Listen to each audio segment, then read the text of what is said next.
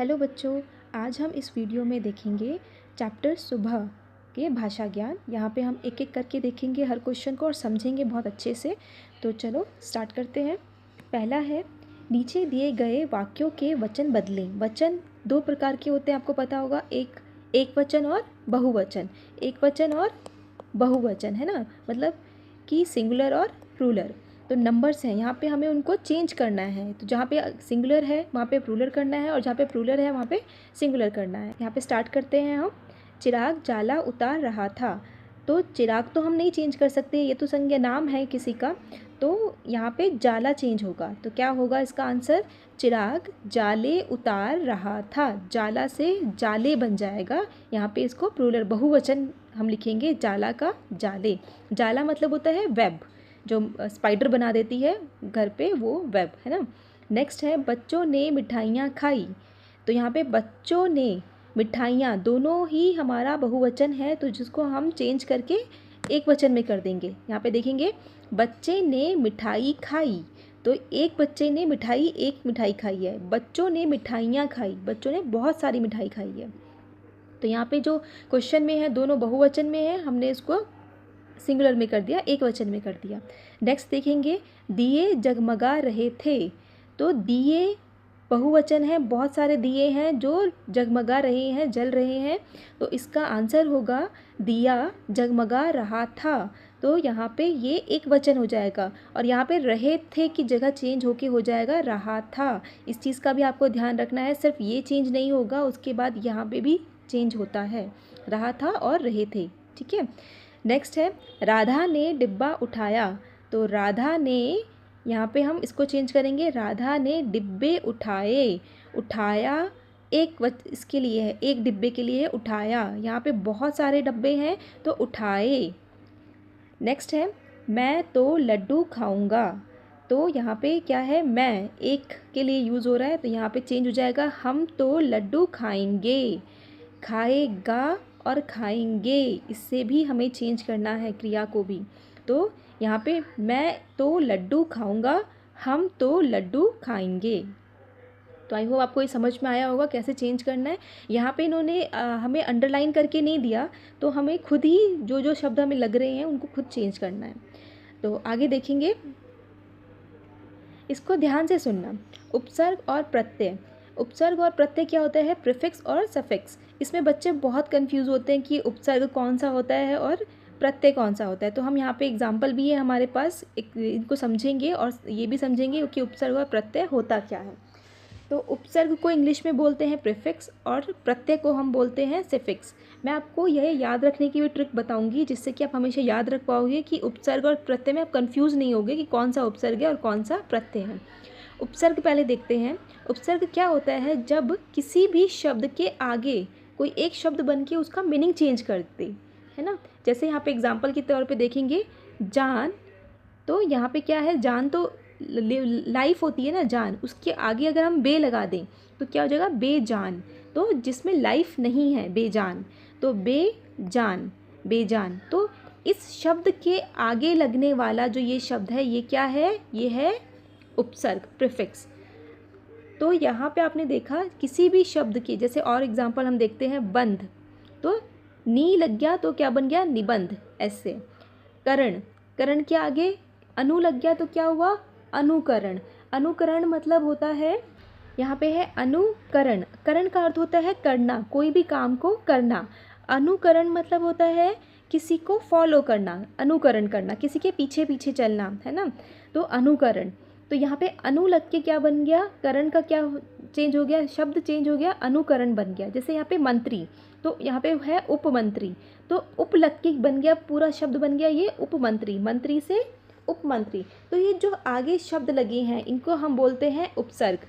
और जो प्रत्यय है, प्रत्यय जो पीछे लगते हैं, जैसे यहाँ पे देखेंगे हम कि घट प्लस इया, तो घटिया।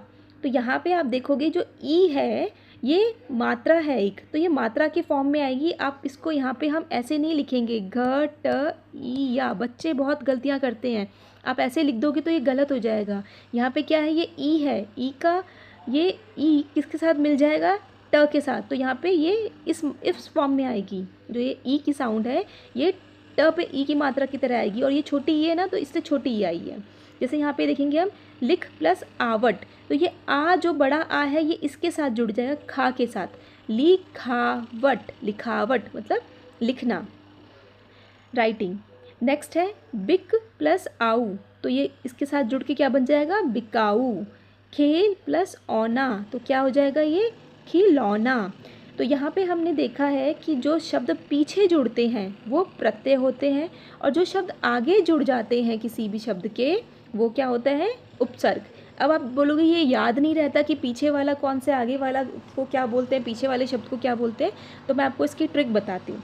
देखो, तो यहाँ पे हम देखेंगे उपसर्ग। उपसर्ग को हम कैसे देखेंगे, ऊपर, ऊपर, उपसर्ग ऊपर, जो शब्द ऊपर आ रहा है वो उपसर्ग होगा। जैसे आपको एग्जांपल के तौर पे बताती हूँ मैं, जैसे बेजान, अगर इसको हम ऐसे लिखें बेजान, तो ये शब्द क्या ऊपर आया ना, तो जो ऊपर आया है वो क्या है, उपसर्ग है। जो ऊपर आ रहा है वो उपसर्ग है। और जो ऊपर मतलब यहाँ पे जैसे बंद के ऊपर आ रहा है ये निबंध, अगर हम इसको ऐसे लिखें निबंध, तो ये ऊपर आ रहा है। तो जो ऊपर से जुड़ रहा है, जो शब्द ऊपर से जुड़ रहे हैं वो क्या है, उपसर्ग।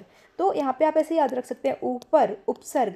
तो अगर आपको ये याद रहेगा उपसर्ग कि जो ऊपर से जुड़ रहा है मतलब आगे जुड़ रहा है, उपसर्ग है, तो दूसरा क्या होगा, प्रत्यय। तो दो ही चीज़ है ना, उपसर्ग और प्रत्यय। तो उपसर्ग अगर आगे से जुड़ रहा है तो प्रत्यय क्या होगा, जो पीछे से जुड़ रहा है। तो इसको आप ऐसे याद रख सकते हैं। इसको याद रखने की ज़रूरत ही नहीं है, सिर्फ इसको ध्यान रखो। एक को ध्यान रखोगे दूसरा अपने आप ही याद रहेगा। तो सिर्फ इसका ध्यान रखो कि उपसर्ग ऊपर, ऊपर मतलब पहले। तो उपसर्ग जो ऊपर पहले जुड़ रहा है वो उपसर्ग है, और अगर वो पहले जुड़ने वाला उपसर्ग है तो दूसरा क्या होगा, ऑब्वियस बात है, प्रत्यय होगा। तो ऐसे आप इसको याद रख सकते हैं। नेक्स्ट देखेंगे हम यहाँ पर, वीडियो थोड़ी लंबी हो जाएगी क्योंकि मैं एक एक चीज़ आपको समझा रही हूँ, बट ये बहुत यूज़फुल है आपके लिए। आपको एग्ज़ाम में ना ये सब चीज़ें याद नहीं रखनी पड़ेंगी। अगर आप समझ के करोगे तो आपको बहुत अच्छे से चीज़ें समझ में आ जाएंगी, और आप इजीली अपने एग्ज़ाम टाइम पे या वैसे भी उस चीज़ को ध्यान रख सकते हैं। तो नेक्स्ट देखेंगे यहाँ पे नीचे दी गई भाववाचक संज्ञा से विशेषण बनाकर लिखें। तो भाववाचक संज्ञा से विशेषण बनाकर लिखना है, विशेषण एडजेक्टिव है ना। किससे चेंज करना है इसको, एब्स्ट्रैक्ट नाउन से। तो यहाँ पे देखो लिखा भी है, make adjectives from abstract noun. Abstract noun से चेंज करके किस में करना है, एडजेक्टिव में। यहाँ पे भी बच्चों को थोड़ी सी कन्फ्यूज़न होती है, मैं इस चीज़ को भी दूर करूँगी, ध्यान से सुनते रहिए बस।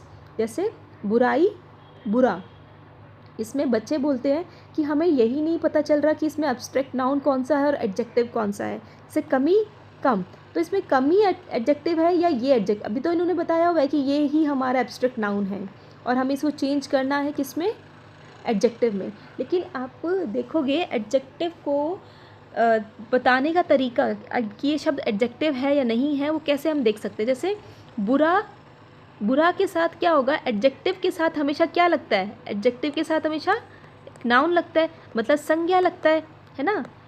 हिंदी में क्या बोलेंगे, संज्ञा। तो जिस शब्द के साथ संज्ञा जुड़ पाए वो एडजेक्टिव होगा, और ये तो अपने आप में ही संज्ञा है, तो इसके साथ कोई शब्द, कोई संज्ञा नहीं जुड़ेगी। तो उससे आप अंदाज़ा लगा सकते हैं। जैसे बुरा आदमी, बुराई आदमी नहीं होता, तो बुरा आदमी मतलब ये क्या होगा, एडजेक्टिव होगा, है ना। हमने किसी के शब्द के आगे हम इसको किसी की क्वालिटी बता रहे हैं तो वो क्या हो जाएगा, एडजेक्टिव हो जाएगा। तो बुरा आदमी, तो बुराई क्या है उसमें, उसका ये नेचर है, ये एक भाव है, एब्स्ट्रैक्ट नाउन है। जैसे यहाँ देखेंगे कम, कम पानी, कमी पानी नहीं होता, तो कमी का क्या हो जाएगा, एब्स्ट्रैक्ट कम। अच्छाई, अच्छा, जैसे अच्छा लड़का, आप ऐसे करके ना अपने आप को चेक कर सकते हो कि आप सही हो कि नहीं। अच्छाई लड़का नहीं होगा, अच्छा लड़का, तो ये अच्छा क्या है, एब्स्ट्रैक्ट है, ये सॉरी एडजेक्टिव है ना, विशेषण है। जैसे खटास का क्या होगा, खट्टा, खट्टा, खट्टा पानी बोल दो, खट्टा पानी, खटास पानी नहीं, जैसे कि इमली का खट्टा पानी है। नेक्स्ट है परिश्रम, परिश्रमी, तो परिश्रमी बालक, परिश्रम बालक नहीं होगा, परिश्रमी बालक परिश्रम करता है, ठीक है। जैसे भय का क्या होगा, भयानक, भयानक दृश्य, भय दृश्य नहीं, भयानक दृश्य देख के भय की फीलिंग आती है। नेक्स्ट है उत्सुकता, उत्सुकता मतलब होता है कि किसी चीज़ को जानने की बहुत एक्साइटमेंट, किसी चीज़ को बहुत एक्साइटेड है वो किसी चीज़ को जानने के लिए, उसकी नॉलेज के लिए या कुछ काम करने के लिए, उसको बोलते हैं उत्सुकता। तो उत्सुक, तो यहाँ पे है नेक्स्ट है सुंदरता, सुंदर, सुंदर बालक या सुंदर लड़की, ऐसे करके आप देख सकते हैं। ठीक है, तो आई होप आपको समझ में आया होगा यहाँ पे एब्स्ट्रैक्ट कैसे हम चेंज करेंगे, एब्स्ट्रैक्ट को हम एडजेक्टिव में कैसे चेंज करेंगे, और अगर आपको कभी बताया गया है कि ये शब्द एडजेक्टिव है या एब्स्ट्रैक्ट है, आप कैसे उसको पहचान पाएंगे। नेक्स्ट देखेंगे हम यहाँ पे दिए गए शब्दों की तरह 3 शब्द और लिखें। Write 3 more words as given below. जैसे यहाँ पे र के फॉर्म है, ये सारे र के अलग अलग फॉर्म है। जैसे एक तो र नॉर्मल र होता है, ये वर्ण है। एक र होता है जो ऊपर लगता है, एक नीचे शब्द के पैरों में लगता है, एक और होता है जो बिल्कुल नीचे लगाया जाता है, जैसे आपने यहाँ पे देख रहे हैं। उसको बोलने का भी मैं बताऊँगी कैसे बोलते हैं। जैसे ये तो र नॉर्मल बोलेंगे, जैसे कुर्सी, बर्तन, बर्तन। ऐसे ही और हमने शब्द देखे हैं, यहाँ पे लिखे हैं सागर, भारत, रेशमा। नेक्स्ट है ऊपर जो र लगता है, जो ऊपर र लगता है वो जिसके ऊपर लगा है उससे पहले बोला जाता है, उसकी साउंड उससे पहले आती है। जैसे वर्षा, तो ये र की जो साउंड है वो यहाँ आएगी, श से पहले उसका उच्चारण होगा। जैसे वर्षा, आशीर्वाद, तो ये र जो ऊपर र लगा है वो पहले आएगा, इस चीज़ का ध्यान रखना, उच्चारण में पहले आएगा। सूर्य, फुर्ती, आप ध्यान देना मेरी बात पे, फुर्ती, फुर्ती, तो ये र पहले आएगा तब ती बाद में बोलेंगे। निर्भर, निर्भर।